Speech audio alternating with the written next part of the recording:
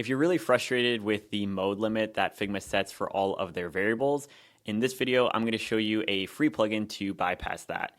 So this is called Token Swapper from Edgarus. I'm going to link this down below. It's currently in beta, which means it might not be free forever. He's probably going to be rolling out new features, hopefully down the road. But for right now, this is the best way I've found to bypass that limit. So if you look at theme A here, I have all of my colors, my radiuses, the font color, or rather the font. And then for theme B, that's just duplicated. So you won't be able to kind of nest or have folders for your variables. So you couldn't have a group called colors and then put primary, secondary, whatever, and then have fonts or radii. You're going to actually have to move them all to the top level. So if you're coming from a theme or a design system that is already set up, it's definitely a little bit of work.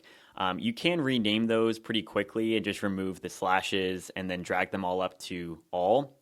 But it's definitely going to take some time to rearrange that. If you're starting from scratch though, you can just set everything up in this group. And then when you're ready, you can go ahead and duplicate that and swap out your values. So to give you a quick demo, all you have to do is select the frame or section that you want to change, open up the plugin, and it's a very basic UI. It's just going to ask you what themes you want to switch from. So again, these are those groups. They're not collections, just to be clear, but they're those top level groups that you've created. I think we're actually using theme B right now, so I'm going to change that to theme A, and you can just hit swap, and pretty much everything in this design is changing. We have those primary colors. We're now using, I think, the Enter font instead of Poppins. Our buttons went from that kind of square to the pill shape, and then even the colors and some of the other changes for the background panel and those colors are changing as well. Pretty much anything you can make a variable for, you can completely change, as long as you're keeping the same hierarchy inside of your collection. So I'm going to link this file out down below if you want to mess around with it. Fair warning, I did not set up the dark mode at all. It's definitely something you can support. The plugin doesn't need to be involved for that, as long as you keep your themes consistent so that you have your light and dark for theme A, and then you have a light and dark frame or section for theme B.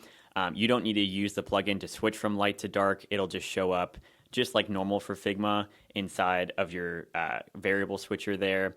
But that is not set up. It's something you can definitely do, but the plugin doesn't need to be involved at all. But this is a great way to bypass the limit because you only need two modes, one for light, one for dark, and then you can just duplicate these groups out for as many themes as you need.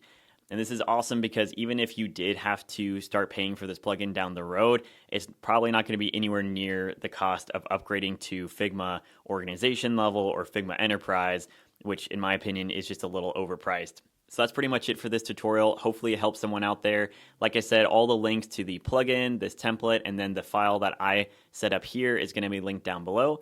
If this was helpful, please like and subscribe. Really helps out the channel, and I'll see you in the next one.